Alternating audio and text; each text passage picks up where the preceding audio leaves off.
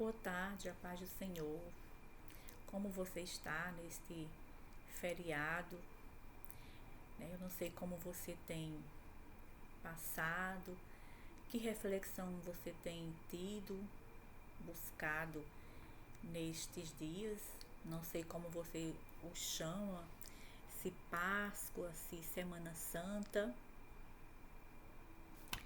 Eu passei algum tempo, quando eu não lia a Bíblia, quando eu não conhecia a palavra do Senhor, quando eu tinha pouco conhecimento, eu achava que Páscoa era esse tempo mesmo, esse tempo em que a gente é, comemora a morte e a ressurreição, né? Que as pessoas comemoram a morte e a ressurreição de Jesus. Na verdade tem algo a ver, mas eu gostaria de falar com você nessa tarde sobre não foi aí que começou, não foi na morte e ressurreição de Jesus que a Páscoa surgiu, que a Páscoa começou. Eu pensava que era assim, até eu ler um versículo na palavra do Senhor que está no Evangelho segundo Marcos, capítulo 14, versículo 1, que fala assim: E dali a 2 dias era Páscoa, e a festa dos pães asmos, e os principais dos sacerdotes e os escribas buscavam como prenderiam com dolo e o matariam. Então, quando eu li esse versículo, quando eu me apropriei desse conhecimento, eu entendi que a Páscoa já acontecia. Sim, ela já acontecia. A Páscoa é uma festa, né, que os judeus comemoravam e ainda comemoram todos os anos, celebrando a libertação dos hebreus da escravidão do Egito. Foi quando aconteceu a primeira Páscoa. Aconteceu assim, vou falar um pouquinho sobre você. Aliás, vou falar um pouquinho sobre isso para você nesta tarde. O povo de Deus estava no Egito e trabalhava fortemente e de maneira até árdua, bastante árdua, para Faraó. Era um povo que a gente pode dizer pela Bíblia que eles eram Faraó os massacrava, eles eram explorados no trabalho, né? Era um povo forte, corajoso, que não tinha preguiças, tinha força para trabalhar. O que eles faziam era dava lucro realmente, porque era um povo abençoado, né? O povo de Deus.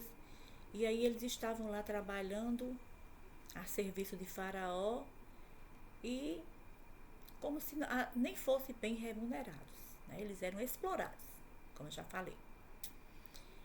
E aí Deus, vendo a situação do seu povo, decidiu por libertá-los da escravidão deste faraó, né, deste malvado faraó, né, deste serviço, prometendo a eles uma nova terra, uma terra deles, uma terra para eles, né, uma terra onde eles era de direito deles, eles não iriam mais ser servos de outra pessoa, eles iriam trabalhar no que era deles. E aí uma terra maravilhosa, onde mana leite e mel, que é a terra de Canaã. Então Deus chamou para tirar, né, para guiar esse povo até a essa terra, um homem chamado Moisés. Moisés teve um encontro com Deus e Deus falou para ele guiar o povo.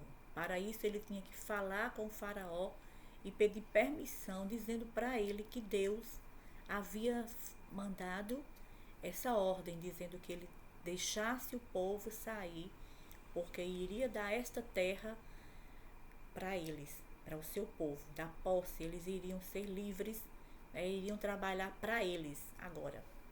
Moisés, no momento Moisés teve receio, não quis resistir, porque conhecia a dureza de coração do faraó, mas Deus deu a Moisés poderes para impressionar Faraó para que Faraó acreditasse que ali era Deus que estava falando. Mas mesmo assim, o Faraó não queria perder aquele povo, não queria ter aquele trabalho, né?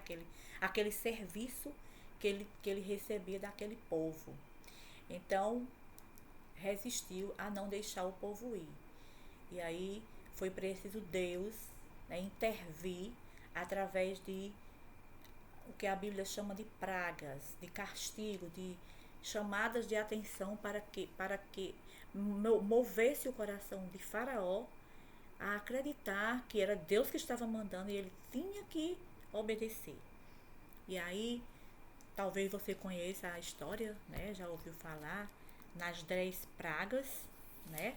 Quando a primeira praga foi a água que se transformou em sangue.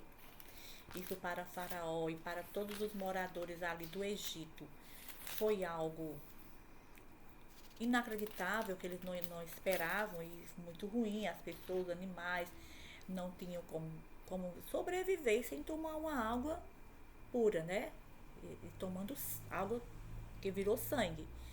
E aí Faraó foi ficando amedrontado, mas mesmo assim ele ficou resistindo. Foi aí que Deus mandou outra praga, né? Que foi a praga das rãs, muitas rãs, de forma que ninguém tinha paz. Era rã pelas comidas, né? Em tudo que é lugar, na cabeça, no rosto, no corpo das pessoas, e eles não tinham paz.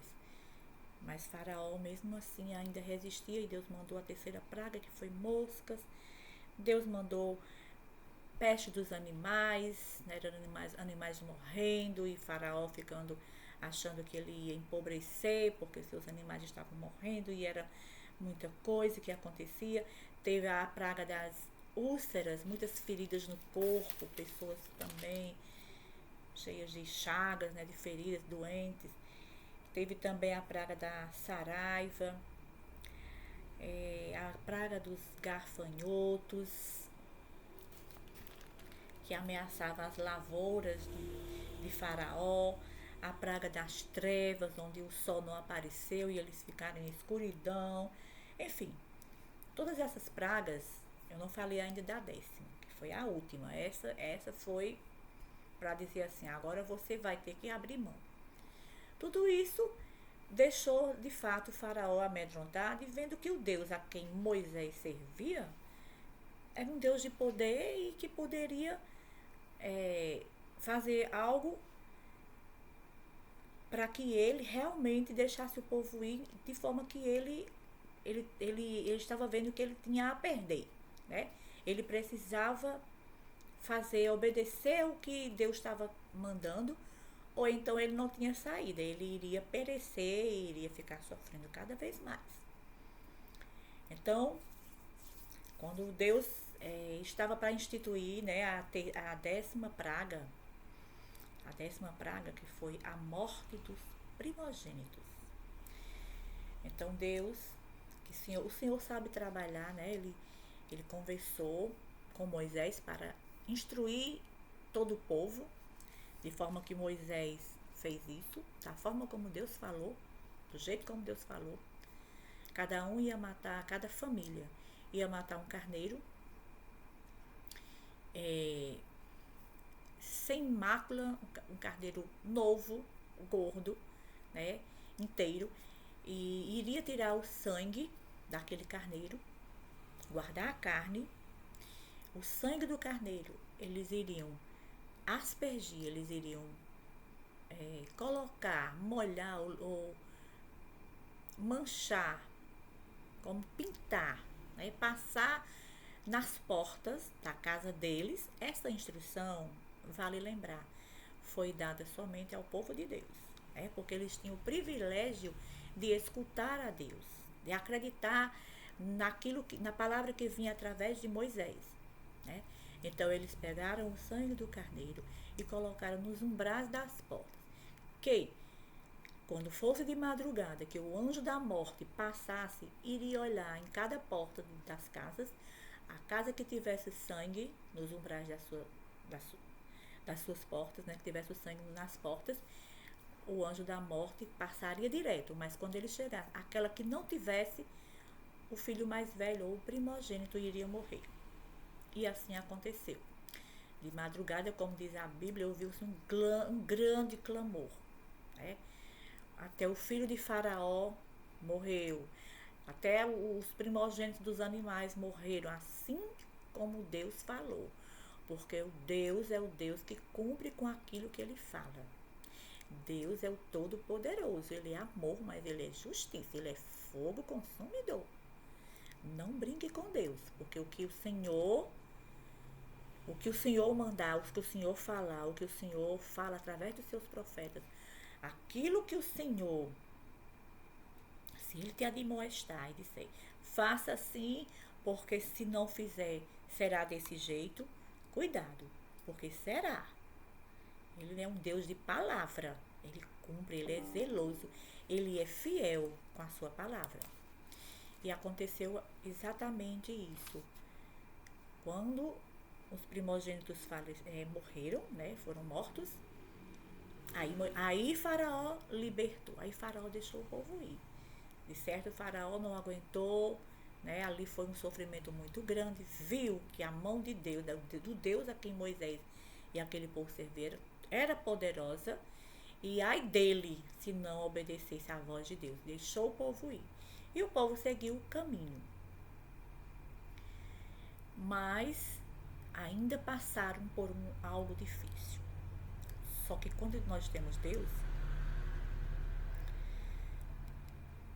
pode existir dificuldade, vai haver dificuldade, mas quando estamos com o Senhor, essa dificuldade ela se desvanece, porque grande é Deus, ele estando conosco, pode confiar.